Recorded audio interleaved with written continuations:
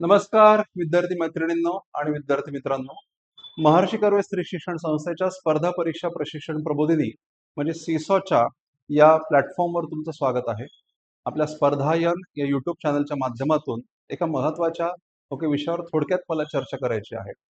24 मे 2026 म्हणजे परवा दिवशी आपली आता UPSCची पूर्वपरीक्षेची एक्झाम होणार आहे. सिव्हिल सर्व्हिसेस प्रिलिम्स एक्झामिनेशन आपले होणार आहे आणि या परीक्षेच्या अनुषंगाने काही महत्त्वाचे पॉईंट्स मला तुमच्यासोबत शेअर करायचे आहेत.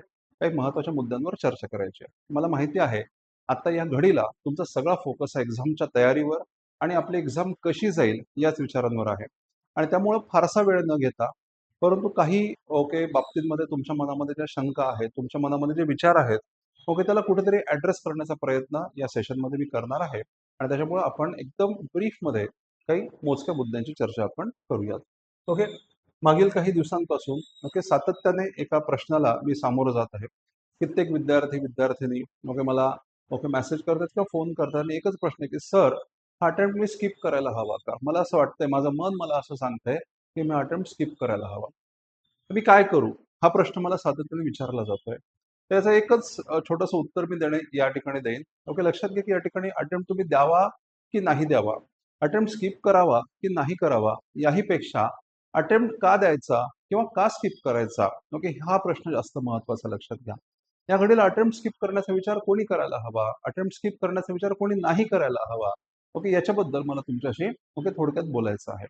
लक्षात घ्या. असे काही कॅन्डिडेट्स असतील, असे काही विद्यार्थी-विद्यार्थिनी असतील, की ज्यांनी ऑलरेडी 2-3 अटेम्प्ट दिलेले आहेत. जे त्यांच्या एकदम ॲडव्हान्स अशा स्टेजमध्ये आहेत किंवा ते साधारणतः 25-26 या वयोगटामध्ये आहेत. अजून त्यांच्या हातामध्ये 3-4 अटेम्प्ट्स, 2 अटेम्प्ट्स बाकी आहेत, 3 अटेम्प्ट्स बाकी आहेत आणि त्यांना आता या घडीला वाटतंय, की माझी मेन्सची तयारी पूर्णपणे झालेली नाहीये.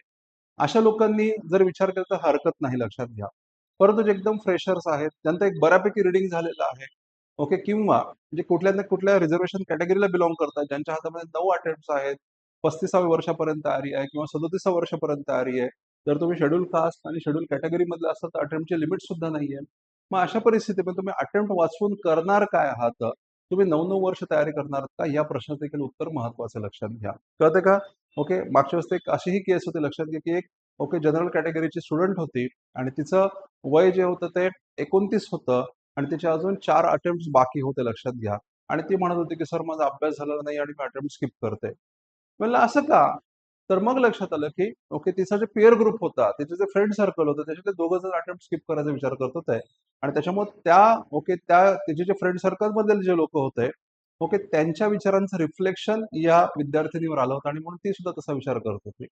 तिथे एक महत्त्वाचा मुद्दा तुम्ही ध्यानामध्ये घेतला पाहिजे. अटेम्प्ट स्किप करण्याची ही जी मेंटॅलिटी आहे, लक्षात घ्या, हा जो विचार आहे, त्याच्या मागे अभ्यास किंवा आपला अभ्यास झालेला नाहीये या मुद्दाही पेक्षा लक्षात घ्या की आव्हानाला सामोरं जाण्याची आपली मानसिकता कुठेतरी कमी पडतीये, हे त्याच्या मागचं एक रिझन आहे, हे लक्षात घ्या. त्याचं रिझन असं आहे, त्याचं कारण असं आहे, त्याचं एक्सप्लेनेशन असं आहे. लक्षात घ्या की आपण केलंय काय, तर आपण मागच्या 6-7 महिन्यामध्ये, वर्षभरात खूप अभ्यास केलेला आहे. आपल्या अपेक्षा, आपल्या आशा खूप जास्त वाढलेल्या आहेत. आपला पीअर ग्रुप, आपला फ्रेंड सर्कल, आपले रिलेटिव्ह, आपले पॅरेंट्स, या सगळ्यांच्या एक अपेक्षांचं ओझं आपण आता घेऊन बसलो आहे आणि अशा वेळेला कुठेतरी आपल्या मनाच्या एका कोपऱ्यामध्ये भीती निर्माण झालेली असू शकते की कदाचित जर मी निगेटिव्ह रिझल्ट आला, कदाचित अपयश आलं, तर कदाचित हे ओझं, हे जे मानसिक ओझं आहे ते मी बिअर करू शकणार नाही, अशी कुठेतरी मनाला भीती वाटत आहे. लक्षात घ्या. पण अशा प्रकारचं कुठलंही ओझं घेण्याची आवश्यकता नाही आहे. लक्षात घ्या की एक्झाम सारखी एक्झाम आहे. लक्षात घ्या, याच्यामध्ये काहीही वेगळं नाहीये. आपण आतापर्यंत खूप साऱ्या एक्झाम्स क्लिअर केलेल्या आहेत आणि त्या काय पूर्ण तयारी करून काढलेल्या नाहीयेत. लक्षात घ्या. मिनिमम तयारीवर आतापर्यंत आपण डिग्री एक्झाम्स काढल्या. ते तुमची आमची सगळ्यांची हीच कंडिशन आहे. आपण डिग्रीच्या परीक्षेला, फायनल एक्झामला सुद्धा कसा अभ्यास केला आपल्या सगळ्यांनाच माहिती आहे. आणि त्याच्यामुळे युपीएससीचं साधं काय फार वेगळं नाहीये. इथं इथं लक्षात घ्या की इव्हन 50% सुद्धा गरज नाहीये. लक्षात घ्या, कट ऑफचा जर आपण विचार केला तर 100 मार्कांपेक्षा कमी कट ऑफ लागत असताना तुम्ही आता का विचार करताय की माझा अभ्यास झालेला नाहीये, मला सगळे अटेम्प्ट करता येतील का नाही, माझं नॉलेज कमी पडेल. आता या गोष्टीचा विचार करायची आवश्यकता नाही आहे. आणि म्हणून मला तरी असं वाटतं, लक्षात घ्या की अटेम्प्ट स्किप करण्याचा विचार फारसा करायची आवश्यकता नाही आहे. उलट लक्षात घ्या की आव्हानाला निश्चितपणे सामोरं जा, एक बोल्ड मेंटॅलिटीनं सामोरं जा. त्याचा एक निश्चितपणे फायदा तुम्हाला होऊ शकतो. ही परीक्षा, मी पुन्हा एकदा सांगतो, ही परीक्षा अभ्यासाची किंवा फार एका मर्यादेपलीकडे नॉलेजची परीक्षा नाही आहे. तर ही परीक्षा ॲटिट्यूडची आणि आव्हानाला सामोरं जाण्याच्या अप्रोचची परीक्षा आहे आणि तो अप्रोच आपल्यामध्ये आहे आपली ती मेंटॅलिटी आहे हे लक्षात घ्या. अजून एक महत्त्वाचा मुद्दा मला इथे डिस्कस करायचा ते म्हणजे आता राहिलेल्या 1-2 दिवसामध्ये जे आजचा जे काय राहिलेला दिवस असेल आणि उद्याचा दिवस म्हणजे 23 तारखेचा दिवस आणि मग परीक्षेचा दिवस. आता आपण नेमकं करायचं काय लक्षात घ्या. ओके, हा एक महत्त्वाचा मुद्दा या ठिकाणी आहे. बऱ्याच लोकांना असं वाटतं, की आता मी रिव्हिजन करू का अजून गोष्टी शिल्लक राहिलेल्या आहेत, तर मग त्या गोष्टी करायला हव्यात का? मी वाचलेलं मला आठवतच नाहीये, मग आता होईल का माझं? तर असा कुठलाही विचार करायची गरज नाहीये लक्षात घ्या. आपण भरपूर अभ्यास केलेला आहे. मागच्या 6 महिन्यामध्ये, वर्षभरामध्ये आपण खूप अभ्यास केलेला आहे आणि जो आपण अभ्यास केला आपल्या मनामध्ये छानपैकी आपल्या माइंडमध्ये छानपैकी रेकॉर्ड झालेलं आहे. ओके, ते व्यवस्थितपणे आपल्याला आठवणार आहे. फक्त आवश्यकता आता कशाची आहे? आता फक्त ब्रशअप करायची आवश्यकता आहे. आणि म्हणून आता आपण काय करायला हवं? ज्या काही नोट्स, जे काही पुस्तकं आपण वाचलेली असेल आतापर्यंत सगळे एकत्र करा. त्यानंतर एवढा एवढा गठ्ठा बसेल लक्षात घ्या आणि मग ते फक्त पानं पलटण्याचा आता आपला अप्रोच असायला हवा. ओके, पुस्तक उघडा, पान पलटा, ओके, त्याच्यावरचं कंटेंट बघा, हा मला आठवतंय का एवढं फक्त कन्फर्म करा आणि पटकन पुढच्या पेजवर जा. त्याला आपण स्कॅनिंग म्हणतो की नाही, मग एकदम फास्ट स्कॅनिंग अशा प्रकारचा आपला अप्रोच असायला हवा कारण आपला सगळा अभ्यास झालेला आहे. काही गोष्टी शिल्लक असतील ना करायच्या, ओके, त्या गोष्टी एक अर्धा पाऊण तास वेळ द्या आणि आतापर्यंत काही गोष्टी नव्याने तुम्ही करायच्या ठेवल्या असतील, काही डेटा असेल, काही फिगर्स असतील, काही मॅप्स असतील, ओके, काही साईट्स असतील, ओके, तुम्ही करायच्या ठेवलेल्या आहेत. त्या पटकन एकदा त्याच्यावरचा ओव्हरव्ह्यू घ्या. जास्त समजून उमजून लक्षात ठेवण्याचा प्रयत्न करू नका कारण एक्झामला आता फार वेळ राहिलेला नाहीये. त्याच्यामुळे सहजपणे आपली फोटोग्राफिक मेमरी काम करेल आणि तुम्हाला ते आठवणार आहे हे लक्षात घ्या. आणि त्याच्यामुळं ओके लक्षात घ्या की आता तुम्ही जास्तीत जास्त एंगेज राहण्याचा प्रयत्न करा. ह्या कालावधीमध्ये कुठल्याही प्रकारची निगेटिव्हिटी आपल्या मनामध्ये असायला नको. एक सकारात्मक ॲटिट्यूड आपल्याला असायला हवा. कुठल्याही प्रकारचे छोटे छोटे फ्रिक्शन सुद्धा तुम्ही आता अवॉइड करायला हवे. फार सोशलाइज होण्याची आवश्यकता आता या घडीला नाही आहे हे लक्षात घ्या. ओके, फारच क्लोज सर्कलमध्ये तुम्ही संभाषण ठेवा त्याचीही फारशी आवश्यकता नाहीये. तुम्ही सेल्फ ओरिएंटेड आता या ठिकाणी राहायला हवं. एक चांगलं डाएट तुम्ही दिवसभरामध्ये घ्यायला हवं जेणेकरून कुठेतरी आळस, सुस्ती किंवा कुठल्याही प्रकारच्या आजाराची अवस्था त्या ठिकाणी निर्माण नाही झाली पाहिजे. डोकेदुखी असेल, ऍसिडिटी असेल, तर अशा कुठल्याही गोष्टी तुम्हाला एक्झामच्या दिवशी त्रास देणाऱ्या असायला नकोत. त्याची काळजी आपल्याला या 2 दिवसामध्ये घ्यायची आहे. राइट? ओके. त्यानंतर आता आपला शेवटचा दिवस म्हणजे एक्झामचा दिवस, जजमेंट डे, डूम्सडे असं सुद्धा कोणी म्हणतं. तर ते काय करायचं? त्या दिवशी काय करायचं? तर लक्षात घ्या की हे सांगण्याआधी मला यूपीएससीने काही सूचना ज्या दिलेल्या आहेत त्या सूचना तुमच्याशी शेअर करायच्या आहेत.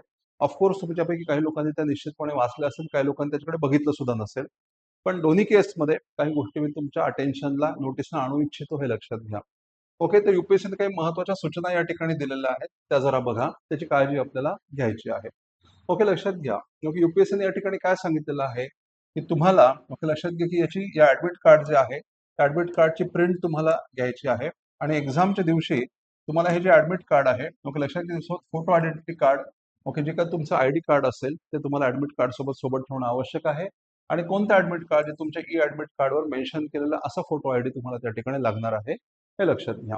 ओके, आणि हे तुम्हाला दोन्ही सेशन करता आणायचं आहे हे इथं स्पष्टपणे नमूद केलेलं आहे हे लक्षात घ्या. त्यानंतर पुढचा महत्वाचा मुद्दा लक्षात घ्या.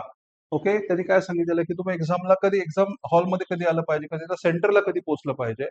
तर एक्झाम सुरू होण्याच्या 30 मिनिटं आधी त्यांनी सांगितलं की त्या ठिकाणी तुम्ही असायला हवं. म्हणजे पहिल्या सेशनला जीएसच्या पेपरला 9 AM ला तिथं असायला हवं आणि सीसॅटच्या पेपरला 2 वाजता तुम्ही यायला हवं आहे असं त्यांनी सांगितलेलं आहे. मी तर म्हणेन अजून अर्धा तास आधीचा 8:30, 8:15, 8:30 पर्यंत पोहोचा आणि नंतर दुपारच्या सेशन तुम्ही तिथंच असणार आहात. वेल इन ॲडव्हान्स जर तुम्ही गेलात तर थोडंसं शांत व्हायला, स्थिर व्हायला मदत होईल हे लक्षात घ्या.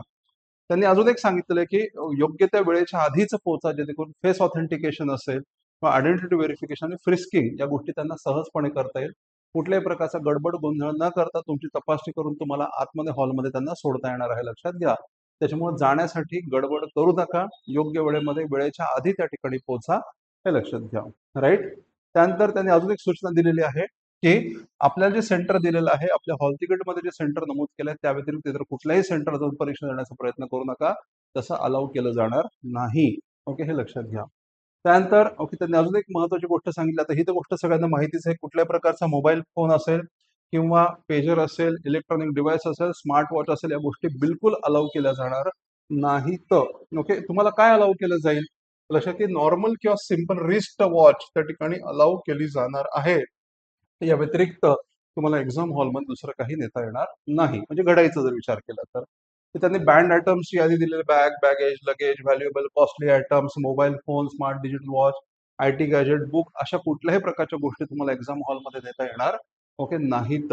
ओके, त्यांनी काय सांगितलेलं आहे, एक्झाम हॉलमध्ये तुम्हाला काय काय नेता येईल, तर print of the e admit card, pen, pencil, I कार्डचं प्रूफ, तुमचं आयडेंटिटी प्रूफ आणि water in the transparent bottle आणि copies of the self attested photographs, एवढ्याच गोष्टी तुम्हाला एक्झाम हॉलमध्ये देता येणार आहेत.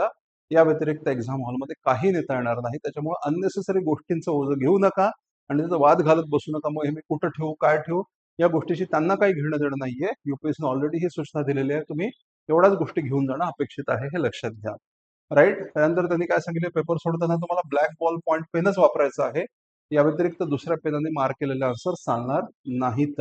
ओके, हा मुद्दा इथं लक्षात घेतला पाहिजे. त्याच्यानंतर त्यांनी अजून एक महत्वाचा मुद्दा या ठिकाणी नमूद केला बघा, तुमच्या हॉल तिकीटच्या एका कॉर्नरला क्यूआर कोड दिला, तो क्यूआर कोड तुम्ही स्कॅन करून बघा आणि स्कॅन करून सगळे डिटेल्स बरोबर आहेत की नाही हे तुम्ही बघणं त्या ठिकाणी अपेक्षित आहे. ओके, राईट, हे समजून घ्या.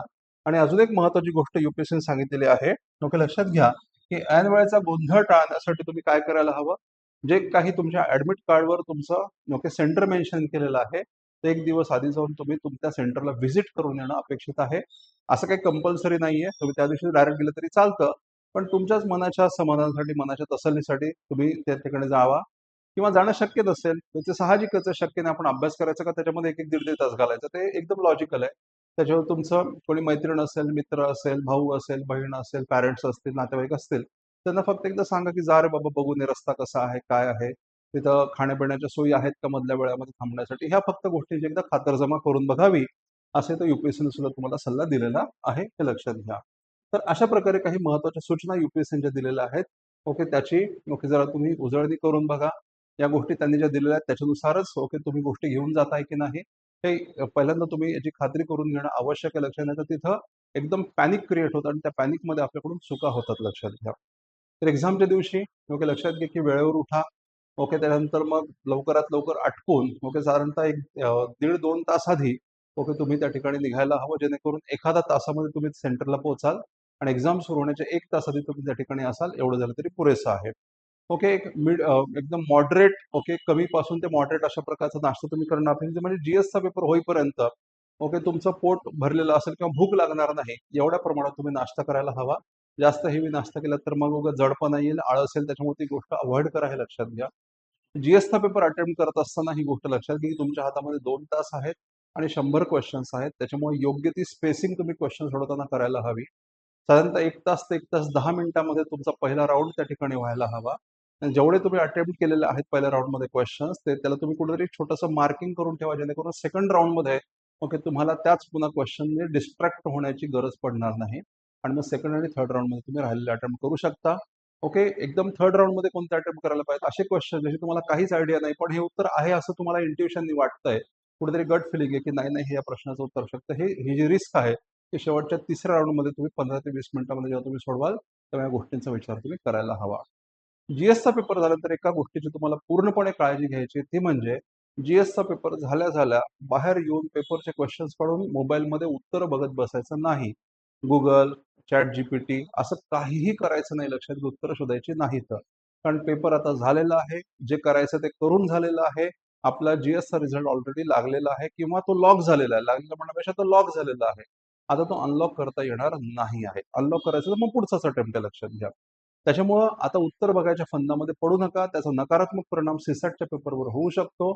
तर बऱ्याचदा असं होतं की सलग ओके 4-5 चुकलेले आढळले की आपल्याला वाटतं की आता माझं काही होत नाही आणि मग आपण एकदम हातपाय गाळून बसतो, आपला धीर त्या ठिकाणी कमी होतो, लक्षात घ्या. त्याच्यामुळे ती सिच्युएशन अवॉइड करा.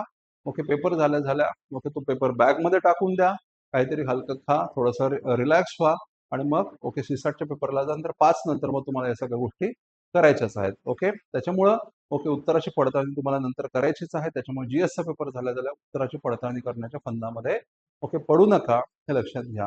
राईट. ओके, सगळ्यात महत्वाचं म्हणजे एका गोष्टीवर तुम्ही विश्वास ठेवा की ओके ज्या गोष्टीचा ओके तुम्ही स्वप्न बघितलेलं आहे, जे ध्येय तुम्ही ठेवलेलं आहे ओके ती ध्येयाची पूर्ती करण्याची वेळ आता जवळ आलेली, लक्षात घ्या की पहिला टप्पा प्रिलिम्सचा आता आपण ओके क्लिअर करणारच आहोत, कारण आपल्याला मेन्सला बसायचं आहे आणि नंतर आपला इंटरव्ह्यू देण्यासाठी धौलपूर हाऊसला जायचंच आहे, हे लक्षात घ्या.